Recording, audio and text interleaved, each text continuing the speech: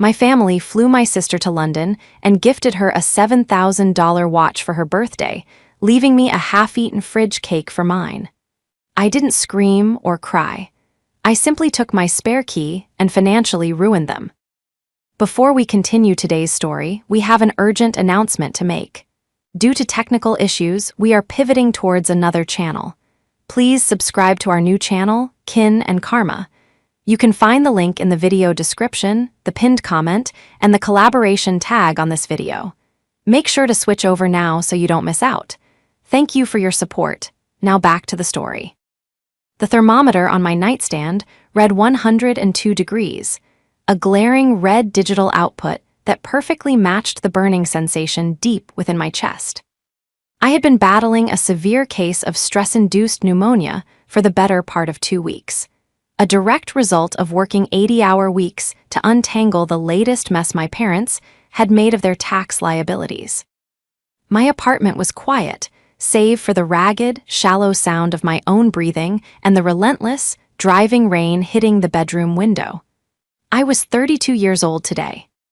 I reached out with a trembling hand, my joints aching with the effort, to grab my phone from the bedside table. I was hoping, perhaps against all logical precedent, for a phone call.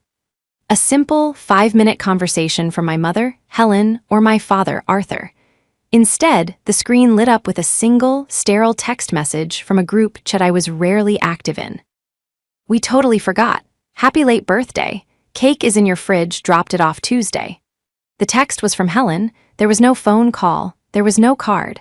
There was only a casual, almost cheerful admission of my complete erasure from their minds. My thumb hovered over the screen, my chest tightening with something far heavier than the illness settling in my lungs. Slowly, painfully, I navigated to Vanessa's social media page. My sister, younger by 3 years, the golden child whose path through life had been paved with silk while I laid the bricks. Her profile was a glowing, high-definition broadcast of absolute luxury. The first image was a perfectly framed shot of a velvet box resting on a white tablecloth at a Michelin-starred restaurant in Mayfair, London. Inside the box rested a gleaming, diamond-encrusted watch. The caption read, "Early 29th birthday surprises from Mom and Dad. They flew me to London for a gala." Blessed family love, the price tag for that specific timepiece, I knew intimately, was just over $7,000. I knew this because, as the sole trustee of the family's estate, I was the one who had approved the emergency line of credit they claimed was for critical home repairs. I forced myself out of bed, the room spinning slightly as my bare feet hit the cold hardwood floor. I wrapped a heavy fleece blanket around my shoulders and shuffled down the hallway to my small kitchen. I opened the refrigerator door, the harsh white light illuminating the nearly empty shelves. Sitting on the middle rack, next to a carton of expired milk, was a generic, plastic-wrapped grocery store cake. It was missing 3 slices. The icing was smeared. It was the same cake Helen had brought over on Tuesday when she stopped by to complain about her luggage not being large enough for the London trip. A cake she had eaten a quarter of while sitting at my counter before leaving the rest behind. I stood there in the cold glow of the refrigerator, staring at the physical manifestation of my worth to my family, a half-eaten, discarded afterthought.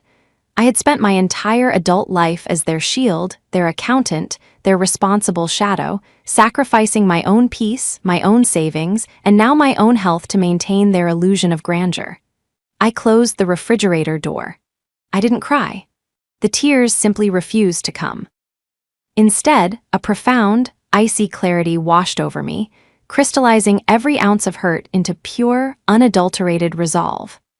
The financial bleeding I had managed for years was exhausting, but this profound, casual erasure of my existence was a betrayal far worse than any physical diagnosis. The silence in my apartment felt different now. It was no longer the silence of a sick room, it was the quiet of a war room. I walked over to the kitchen island, pulling my phone back toward me, and dialed Helen's international number. The line rang 3 times before she picked up, the background noise an immediate, chaotic symphony of clinking glasses, classical strings, and loud, sophisticated chatter. "Luna," Helen's voice sounded strained, annoyed by the interruption. Sweetheart, I can hardly hear you. We are at the pre-gala reception at the Savoy, and the acoustics in here are just dreadful. I saw the watch, Mom, I said, my voice barely more than a raspy whisper, yet steady and devoid of the emotional crack she was likely expecting. Oh, the watch, Helen laughed a light, breathy sound that grated against my eardrums. Yes, well, you know Vanessa. She's been having such a hard time lately with her influencer career, she really needed a pick-me-up. And turning 29 is such a milestone, we just wanted to make her feel special. Did you find the cake? I left it right there on the shelf so you wouldn't miss it. I found the cake, I replied slowly, gripping the edge of the granite counter until my knuckles turned white. The one you ate 3 pieces of on Tuesday. Luna, please don't be dramatic, Helen sighed, the manufactured cheer instantly vanishing from her tone, replaced by her trademark defensive exasperation. We are in London. We are trying to enjoy a family trip. I don't have the energy to manage your sensitivities right now. You are 32. You are an adult. You can buy your own cake. We love you, of course we do, but Vanessa just needs a little more support right now. I have to go. Arthur is waving me over to meet the ambassador. Feel better, dear. The line went dead. I slowly lowered the phone, the dial tone echoing in the empty kitchen. A family trip. A family trip to which I had never been invited, funded entirely by a well of money I spent every waking hour protecting. I looked down the hallway, past the bedroom, toward the small, locked door of my home office. Next to the door frame hung a small, unassuming brass hook. On that hook rested a single, silver spare key. I walked toward it, my fever momentarily forgotten, driven by a new, mechanical rhythm. I reached out and lifted the cold metal off the hook.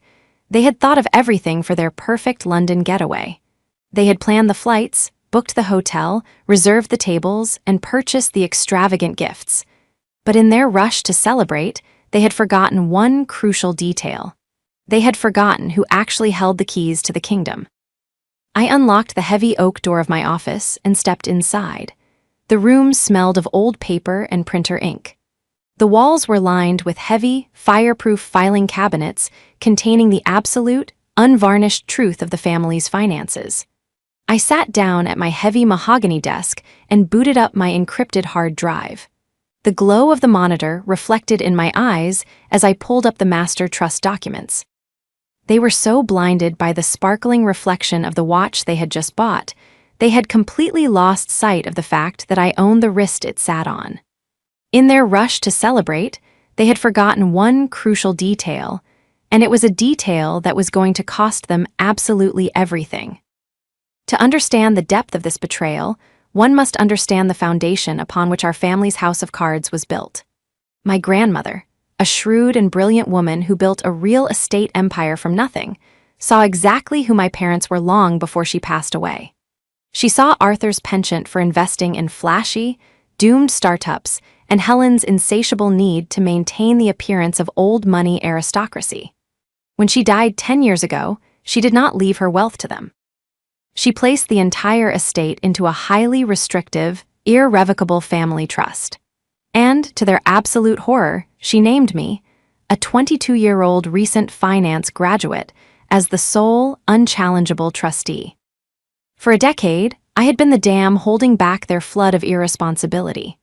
I reviewed every budget, denied their more ridiculous requests for yachts and summer homes, and quietly paid off the mountains of credit card debt they accrued in secret, terrified of the social scandal if they ever defaulted. I sacrificed my 20s, my social life, and my own career advancement to manage their chaos. I did it out of a misplaced sense of duty, a desperate desire to keep the family intact, hoping that one day they would look at me with the same adoration they showered upon Vanessa. But the dynamic had shifted significantly 8 months ago with the arrival of Julian. Julian was Vanessa's new fiancé, a man who described himself on his social media profiles as a venture capitalist and visionary entrepreneur, though I had yet to see a single tax return proving he earned a dime. Julian was polished. He wore Italian suits that draped perfectly over his shoulders, drove a leased sports car, and possessed a smooth, practiced charm that immediately captivated Arthur and Helen. Julian was the poison in the well. From the moment he entered our lives, he recognized me as the obstacle between him and the family fortune. I remembered the first dinner he attended at my parents' sprawling, heavily mortgaged estate. He had leaned across the table, swirling a glass of expensive Bordeaux that I had paid for, and smiled at me with eyes that were cold, calculating, and entirely dead. "So, Luna," he had purred, his voice dripping with condescension. "Arthur tells me you manage the grandmother's little nest egg. Must be quite a burden for someone. In your position, have you ever dared liquidating some of the principal? The market is ripe for aggressive expansion. It seems a shame to just let it sit there, stagnating, while the family has to beg for an allowance." I had politely informed him that the principal was legally protected and designed for long-term generational security, not short-term gambles. Julian had simply smirked, turning back to my parents with a look of shared, weary pity. Since that night, Julian had been systematically whispering in their ears, convincing them that I was not protecting them, but controlling them. He painted me as a jealous, bitter spinster hoarding their rightful wealth to punish them for loving Vanessa more. He was the one who suggested the critical home repair loan. He was the one who planned the London trip. He was the architect of their current delusion, manipulating their vanity and entitlement to pry open the vault. Sitting in my office, reading through the ledger of the last 8 months, the pattern became sickeningly clear. Julian wasn't just influencing them, he was bleeding the discretionary accounts dry, funneling the money through Vanessa's influencer expenses to fund his own lavish lifestyle. He had convinced Arthur and Helen that my cautious management was an insult to their legacy. I looked at the specific line item for the $7,000 watch. The funds had been drawn from a secondary emergency account attached to the trust, an account I had authorized for roof repairs on their estate. It was fraud. Plain and simple. Julian had convinced them they were untouchable, that I would always just quietly fix the paperwork as I always had. He thought he had outsmarted the quiet, boring sister. I placed my hands flat on the cool wood of my desk. The fever in my blood had been entirely replaced by a terrifying, absolute calm. Julian wanted to play a game of high-stakes finance with my family's future, using my parents' arrogance as his opening move. But he hadn't read the trust documents. He didn't know the rules, and he was about to find out exactly why my grandmother had chosen me. The heavy oak desk in my home office had always been my sanctuary, a place of order amidst the chaotic storm of my family's financial negligence. But as I sat there, my feverish body trembling slightly under the thick fleece blanket, it became a command center. I pulled the heavy, leather-bound binder containing the original, notarized copies of my grandmother's trust documents toward me. The gold leaf lettering on the spine, the Eleanor Hastings Dynasty Trust, seemed to mock the current state of affairs. I didn't need to read the entire document. I had practically memorized it over the last 10 years. I flipped directly to Section 4, subsection B, tracing my finger down the dense legal text until I found the exact phrasing I was looking for. In the event that the trustee discovers evidence of fiduciary endangerment, gross negligence, or fraudulent misrepresentation of financial needs by the designated beneficiaries, the trustee reserves the unilateral and absolute right to immediately suspend, freeze, or terminate any and all discretionary distributions, lines of credit, and non-essential asset disbursements to protect the principal of the estate. It was a nuclear option. In 10 years of covering their bounced checks, negotiating with their creditors, and quietly selling off minor assets to cover their extravagant necessities, I had never invoked subsection B. I had always believed that cutting them off completely would destroy our family. But looking back at the text message on my phone, that casual, horrific dismissal of my existence on my birthday, juxtaposed against a stolen $7,000 watch, I realized the family I was trying to protect didn't actually exist. They were a parasite, and Julian was a virus accelerating the infection. I opened my secure laptop and logged into the master banking portal for the trust. The screen populated with a dozen different accounts: the principal investment portfolios, the real estate holding accounts, and finally, the discretionary checking and credit lines I maintained for Arthur, Helen, and Vanessa. I clicked on the emergency line of credit, the one explicitly approved under penalty of perjury for structural roof repairs on my parents' estate. The transaction history loaded and my jaw tightened. The $7,000 charge at the Mayfair jeweler was glaringly obvious, but that wasn't all. As I scrolled down, my eyes widened at the sheer volume of recent activity.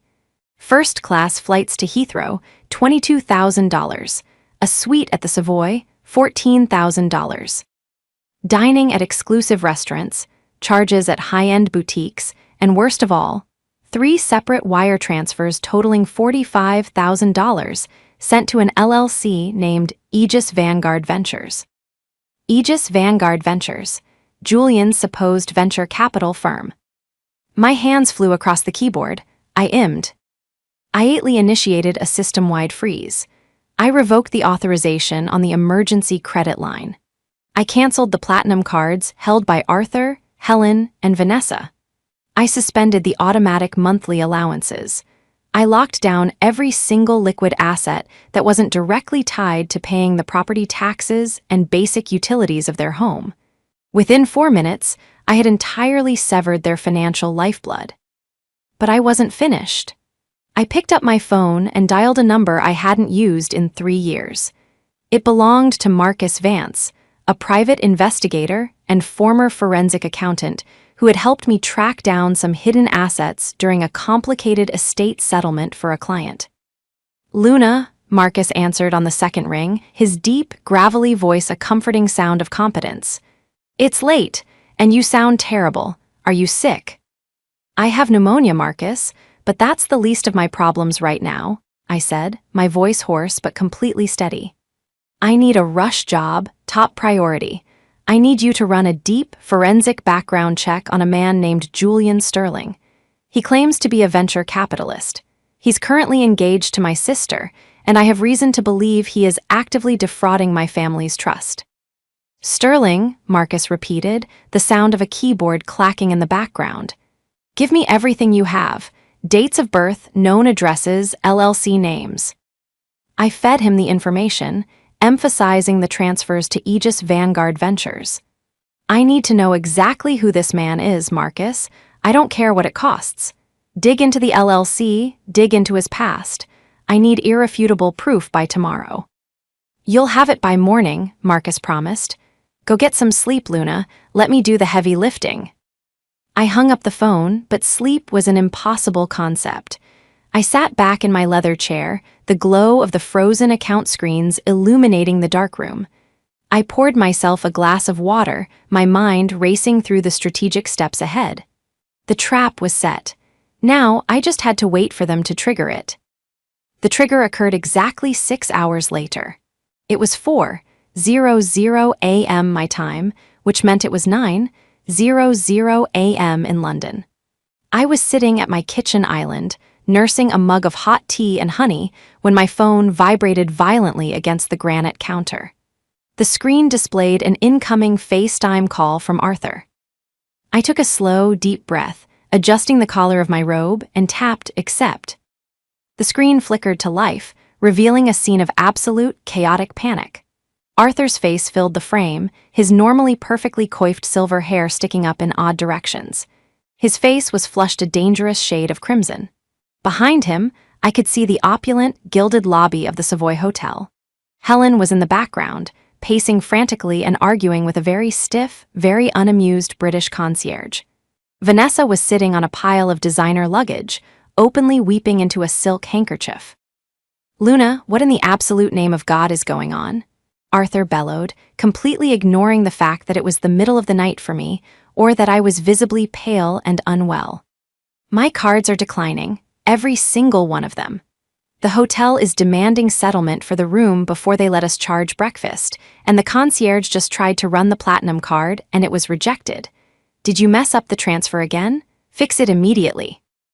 I took a slow sip of my tea, savoring the warmth in my raw throat. I looked directly into the camera lens. I didn't mess up a transfer, Dad. I froze the accounts. Arthur froze, his mouth hanging open in a comical expression of disbelief. The background noise of the lobby seemed to quiet down slightly as his brain struggled to process the words. You what? Are you insane? We are in London. We are guests of honor at a gala tonight. Unfreeze them this instant, Luna. This is not funny. It isn't a joke, I replied, my voice dangerously soft. Yesterday, you claimed to need an emergency $50,000 line of credit to repair the roof of the estate before it collapsed. A roof repair that is strictly mandated under the preservation clauses of the trust. Today, I logged in to find that money was spent on first-class flights, luxury suites, and a $7,000 diamond watch for the sister whose birthday you managed to celebrate, while simultaneously forgetting mine. Helen suddenly pushed her way into the frame, her eyes wide with mascara-stained panic. Luna, you petty, spiteful girl, is this about the cake? Are you really stranding us in a foreign country because your feelings were hurt over a birthday cake? We said we were sorry. This has nothing to do with my feelings, Mother, I said, the absolute coldness in my own voice surprising even me. This has to do with Section 4, subsection B of Grandmother's Trust, fraudulent misrepresentation of financial needs. You lied to a fiduciary to extract funds for a luxury vacation. That is fraud. As trustee, I am legal. Why obligated to freeze the accounts to protect the principal? Suddenly, the phone was yanked away, and Julian's perfectly manicured face filled the screen. He looked furious, the charming facade completely stripped away, revealing the desperate, cornered rat underneath. Listen to me, you glorified bookkeeper, Julian snarled, dropping his voice to a menacing hiss. You don't understand high finance. You are playing with things way out of your depth. I have bridging loans coming in from my European investors next week. This trip is a networking necessity. You are causing a temporary liquidity issue out of sheer, pathetic jealousy. Turn the cards back on, or I swear to God, I will have my lawyer sue you for breach of fiduciary duty. I couldn't help it. I laughed. It was a dry, rasping sound that hurt my lungs, but it was genuine. Your lawyers, Julian, the ones paid for by Aegis Vanguard Ventures. Julian's face went entirely slack. The color drained from his cheeks so fast he looked as if he might pass out. Yes, I continued, leaning closer to the camera. I saw the $45,000 my parents wired to your firm. You made a severe miscalculation, Julian. You thought because my parents were foolish enough to hand you the keys that the vault was open. But my name is on the vault. The accounts remain frozen. The bank has been notified of the fraudulent charges. You are on your own. Wait, Luna, please. Arthur's voice came back, sounding less angry and more terrified now. How are we supposed to pay the hotel? How are we supposed to get home? I suggest Julian uses some of that visionary venture capital, I said flatly. Or perhaps you can sell the watch. Happy late birthday to me. I ended the call, cutting off the sound of Vanessa's wailing. I set the phone face down on the counter. The silence in my apartment was no longer lonely, it was victorious. The next 48 hours were a masterclass in watching a manufactured reality collapse in real time. My phone became a barrage of escalating desperation. First came the furious texts from Vanessa, calling me a monster, a jealous hag, and a traitor. Then came the bargaining voicemails from Helen, sobbing about the humiliation of being escorted from the hotel and having to fly back to the States on standby, in economy class, using the very last of Julian's personal credit limits. I ignored all of them. I was focused entirely on the massive, encrypted file Marcus had delivered to my inbox at dawn the next day. I sat at my desk, a fresh pot of coffee steaming beside me, as I read through the dossier. Julian Sterling was a ghost, mostly because Julian Sterling didn't exist until about 5 years ago. His real name was Julius Stern. He wasn't a venture capitalist. He was a highly sophisticated, predatory romance scammer with a string of devastated families left in his wake. Marcus had uncovered everything. Aegis Vanguard Ventures was a shell company registered in Delaware, pointing to a P.O. box in a strip mall. The European investors were non-existent. Julius had 2 prior bankruptcies on his record and a standing civil judgment against him in California for defrauding an elderly widow out of her retirement savings. He targeted wealthy, status-obsessed families with vulnerable daughters, used their desire for prestige to gain access to their finances, bled them dry with investment opportunities, and vanished before the checks bounced. He had almost succeeded with my family. If I hadn't checked the ledger on my birthday, he might have drained the secondary accounts completely within the month. At 3:00 p.m. on Thursday, the heavy wooden door to my apartment building buzzed. I didn't need to check the security camera to know who it was. The storm had finally crossed the Atlantic and arrived at my doorstep. I pressed the button to let them up, leaving my apartment door unlocked. I walked back to my dining room table, where I had carefully arranged 3 perfectly neat stacks of documents. I stood at the head of the table, waiting. The door flew open. Arthur, Helen, and Vanessa practically burst into the room. They looked horrific. The flawless, aristocratic veneer had been completely stripped away by 48 hours of travel, sleep deprivation, and sheer panic.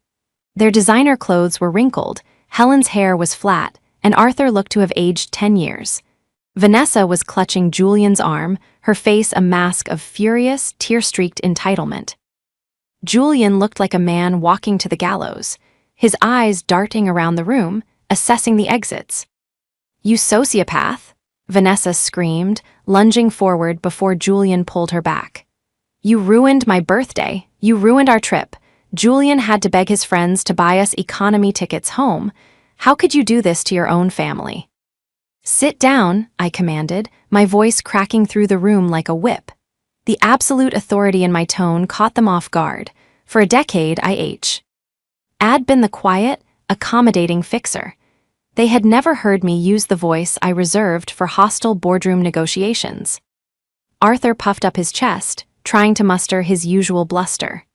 "We will do no such thing. You are going to transfer the funds to cover the hotel bill, and then you are going to resign as trustee. We are taking you to court, Luna. We are having you declared unfit." "If you take me to court, Dad, you will be the ones going to prison," I said calmly, gesturing to the first stack of papers. "This is the signed loan agreement for the roof repair. You sign this under penalty of perjury. This," I pointed to the second stack, "is the bank statement showing you spent those funds on luxury goods and wire transfers to an unverified third party. That is wire fraud and embezzlement of trust funds. I have already forwarded these documents to the family attorney." Helen gasped, her hand flying to her mouth. The fight instantly drained out of Arthur, his face turning an ashen gray. "You're bluffing," Julian sneered, though his voice lacked its usual smooth confidence. "It's a family trust. It's an internal dispute. The authorities don't care about internal family disputes." "They do when there's a history of it," I replied, my eyes locking onto his. I picked up the thickest stack of papers, Marcus's dossier. "Isn't that right, Julius?" The silence in the room became absolute. It was so quiet I could hear the rain tapping against the window panes. Julian's body went completely rigid. Vanessa looked at him, confused. "Julius?" Vanessa asked, her voice trembling. "Who is Julius?" "Your fiancé," I said, sliding a heavily redacted court document across the polished wood of the dining table. "Julius Stern, 2 bankruptcies, 1 civil judgment in California for elder fraud. The founder of Aegis Vanguard Ventures, a shell company with exactly 0 assets, save for the $45,000 my parents illegally wired to him last week." "That's a lie," Julian shouted, taking a step toward the table, his fists clenched. "She's fabricating this. She's trying to frame me because she's jealous of us." "I have the mugshots, Julius," I said, my voice barely a whisper, yet it echoed in the silent room. I pulled out an 8x10 glossy photograph of Julian from a California lockup and tossed it onto the table. "Would you like to explain to Vanessa why you were arrested in San Diego 3 years ago, or should I read the police report to her?" Vanessa stared at the photograph, her mouth opening and closing soundlessly. She looked from the mugshot to the man standing next to her. The polished, visionary entrepreneur was gone. In his place stood a panicked, sweating con artist whose entire carefully constructed reality was crashing down around him. The spell was breaking, and the real devastation was only just beginning. The revelation of the mugshot in my dining room should have been the end of it. In a rational world, Arthur, Helen, and Vanessa would have recognized the absolute truth staring back at them from the glossy California Police Department photograph. But desperation is a powerful hallucinogen. Julius did not collapse. He did not confess. Instead, he deployed the ultimate weapon of the cornered con artist, righteous indignation. He slammed his hand on my dining table, pointing a shaking finger at my face. "This is forgery," he shouted, his voice echoing off the walls of my apartment. "You hired someone to digitally alter a photograph. My former business partner, a man named Sterling, had legal troubles years ago. You are conflating our records to ruin my engagement." "Vanessa, look at me. Look into my eyes. Do you really think I am capable of this?" Vanessa, whose entire identity and future were currently tethered to the fantasy Julius had woven, looked from the mugshot to his pleading, handsome face. The cognitive dissonance was too much for her to bear. She chose the fantasy. She grabbed his arm, tears streaming down her face, and screamed at me that I was a monster, a jealous, bitter woman who would stop at nothing to destroy her happiness. Arthur and Helen, utterly paralyzed by the fear of social ruin, chose the path of least resistance. They followed Vanessa and Julius out of my apartment, slamming the door so hard the framed pictures in my hallway rattled. But I knew this wasn't over. Tomorrow was Sunday. Tomorrow was the grand, catered brunch Arthur and Helen were hosting at the estate to officially celebrate Vanessa's birthday and her engagement to the visionary venture capitalist. The entire extended family, aunts, uncles, cousins, and my grandmother's former business associates, would be in attendance. Julius would try to use that public forum to solidify his position, to spin a narrative of my sudden mental breakdown, to invalidate my position as trustee. He had no idea that I had already RSVP'd. Sunday morning dawned crisp and clear, the storm having passed. My feeve. R had finally broken, leaving behind a profound, crystalline focus. I dressed meticulously in a tailored, charcoal gray suit, the armor I wore for my most difficult corporate negotiations. I packed my leather briefcase with the original trust documents, the bank statements, the wire transfer receipts, and the unredacted background dossier provided by Marcus Vance. When I arrived at the estate, the sprawling front lawn was lined with expensive luxury vehicles. The massive oak front doors were open, and the sound of a string quartet drifted out onto the driveway, mingling with the clinking of crystal champagne flutes and the loud, boastful laughter of my father. I walked up the stone steps, my heels clicking rhythmically, a stark contrast to the soft, joyful atmosphere they were attempting to project. I stepped into the grand foyer. The living room was packed with over 50 guests. Caterers in crisp white shirts circulated with silver trays of hors d'oeuvres. In the center of the room, standing by the grand piano, was the guest of honor. Vanessa was wearing a stunning, floor-length silk dress, holding a glass of mimosa, and laughing at a joke Julius was telling to my Uncle Richard, a retired Superior Court judge. Arthur and Helen were standing nearby, their smiles tight, their eyes darting nervously. They were trying desperately to maintain the illusion that the catastrophic events of the past 48 hours had never happened. The moment I entered the room, the temperature seemed to drop. Arthur saw me first. The color instantly drained from his face, his champagne flute hovering halfway to his mouth. Helen gasped audibly, taking a reflexive step backward. Julius stopped mid-sentence, his jaw tightening into a hard, rigid line. I did not hesitate. I walked directly to the center of the room, past the whispers and the confused glances of my extended family. I stopped directly in front of the grand piano. I placed my heavy leather briefcase on the polished mahogany lid.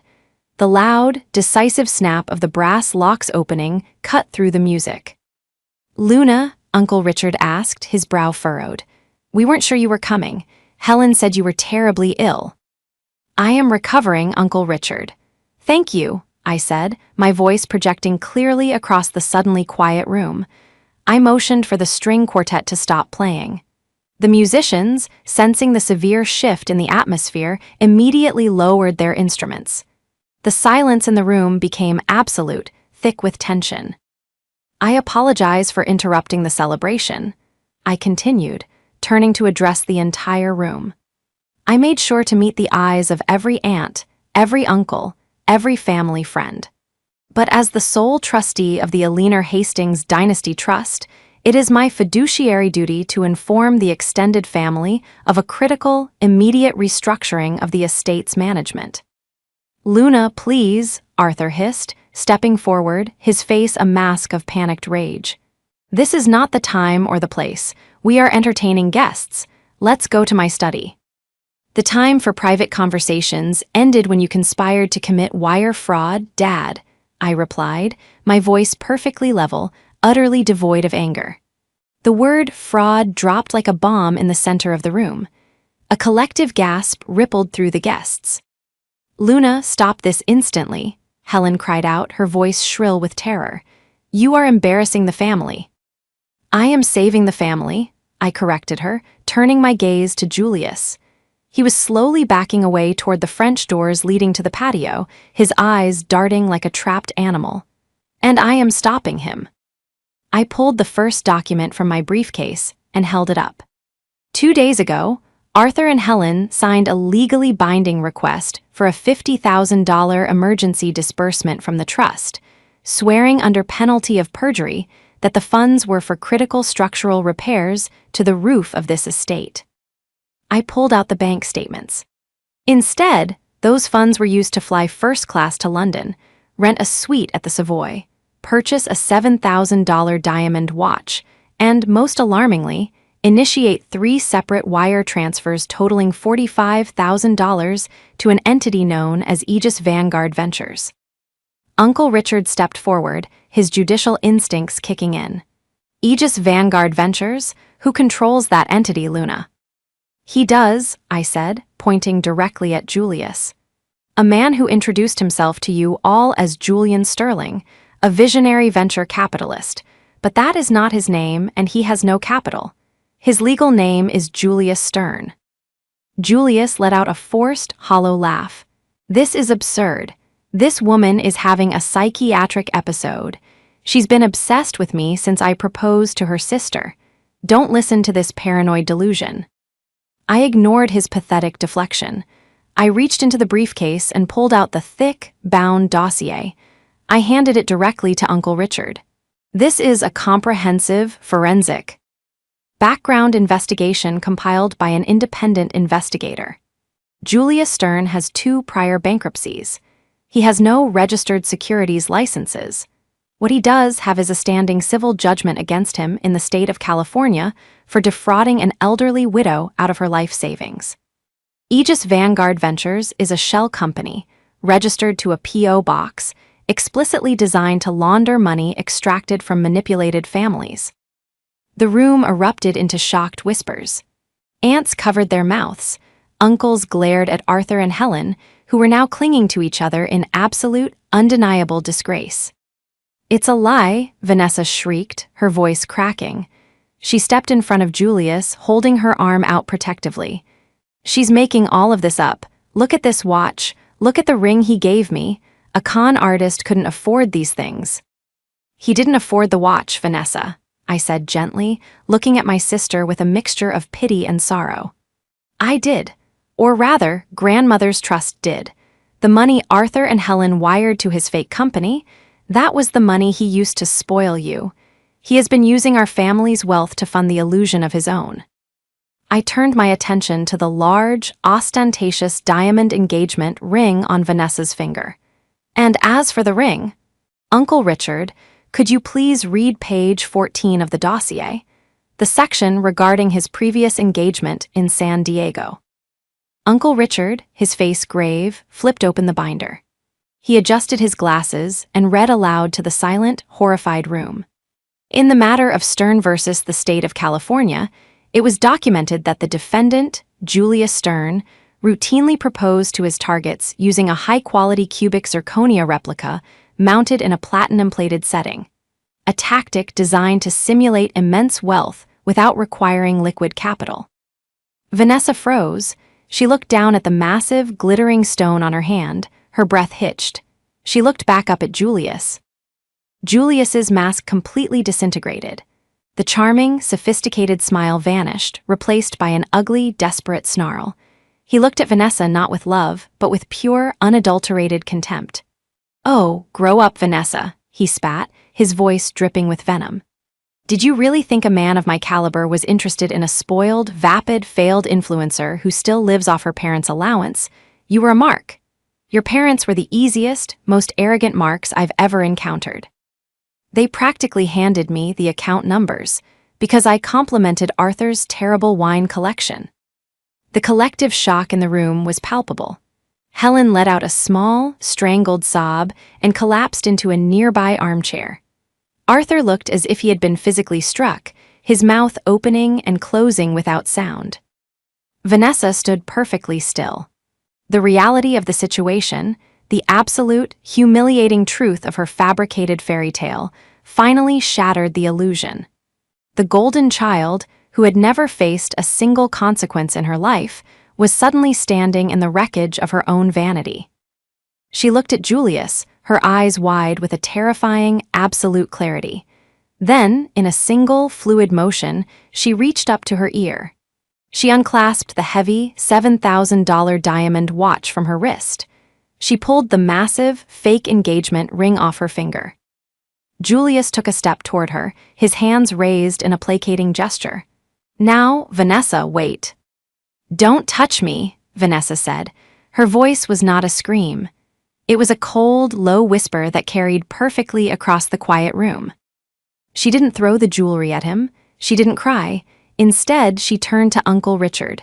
She held out the watch and the fake ring. "Uncle Richard," she said, her voice trembling but resolute, "please take these as evidence. I want to press charges, for whatever I can. Fraud, theft, I don't care. I want him in jail." Julius's eyes widened in genuine panic. He realized the game was entirely over. He spun around, shoving past a caterer, and bolted for the French doors. "Don't worry about chasing him," I said calmly, returning the documents to my briefcase and snapping it shut. "I contacted the local authorities and the FBI field office early this morning regarding his interstate wire fraud. They are waiting for him at the end of the driveway."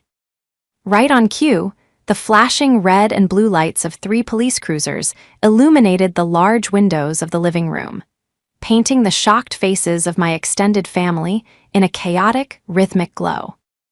The downfall of Julius Stern was swift and absolute.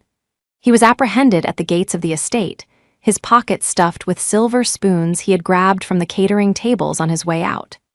The FBI, utilizing the extensive dossier Marcus Vance had prepared, quickly unraveled his entire network of shell companies. Because he had utilized interstate wire transfers to extract funds from the trust, the federal charges carried a mandatory minimum sent.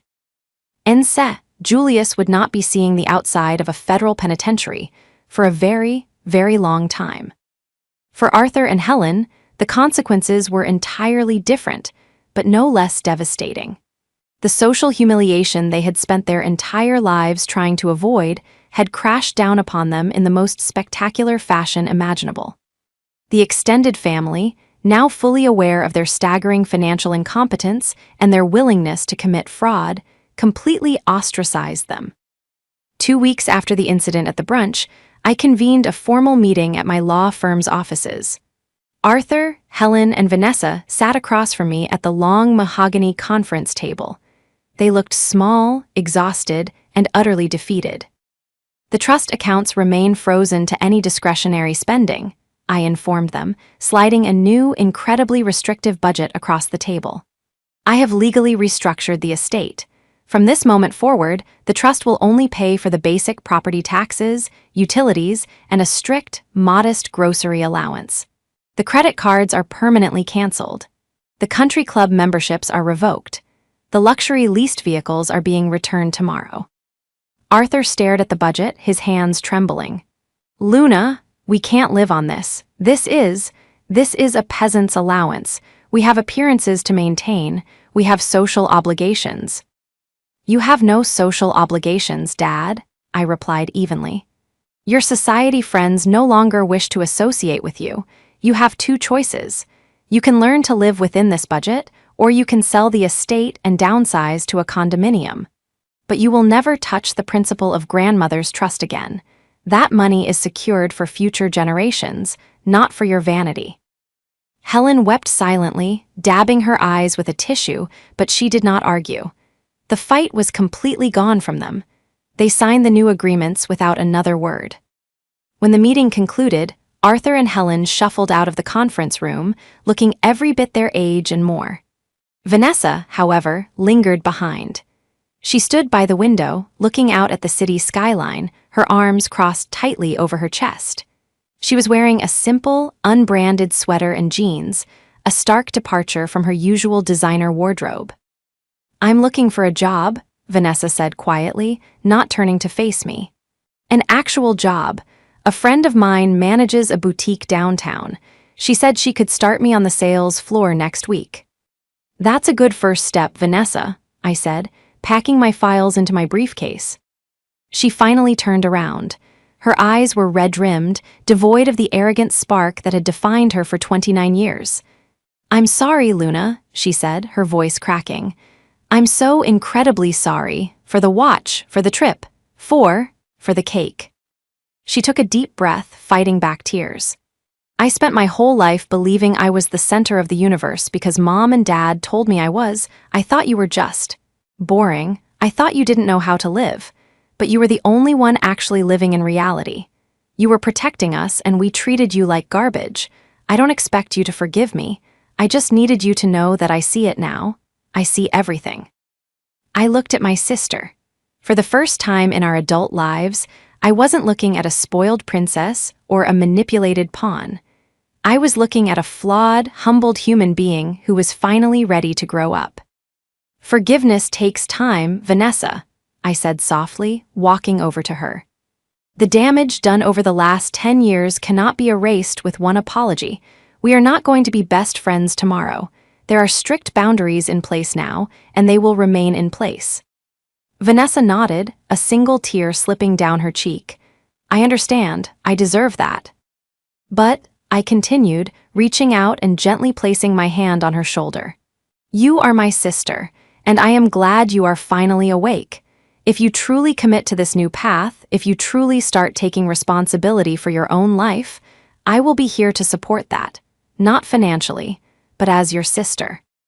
A small, genuine, and incredibly fragile smile appeared on Vanessa's face.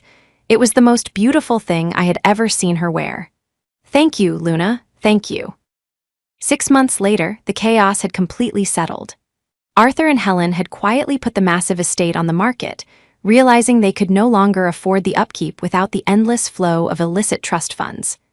They were moving to a quiet, unassuming townhouse in a different state, far away from the judgmental eyes of their former social circle. Vanessa was working full-time, living in a modest studio apartment, and slowly, painfully, learning the value of a hard-earned dollar. As for me, I was sitting in my apartment, the afternoon sun streaming through the windows, illuminating the dust motes dancing in the warm air. I was no longer the invisible shield, the unappreciated accountant, the forgotten daughter. I had shed the immense, suffocating weight of their manufactured reality. I walked into my kitchen and opened the refrigerator. The shelves were fully stocked with fresh produce, quality meats, and healthy ingredients. There was no expired milk. There was no half-eaten grocery store cake. I poured myself a glass of cold water and took a long, refreshing drink. The air in my apartment was light, peaceful, and entirely my own. I had fought for my family's legacy, but in the end, the most valuable thing I rescued was my own life. I took a deep breath, smiled, and finally, truly, felt at peace.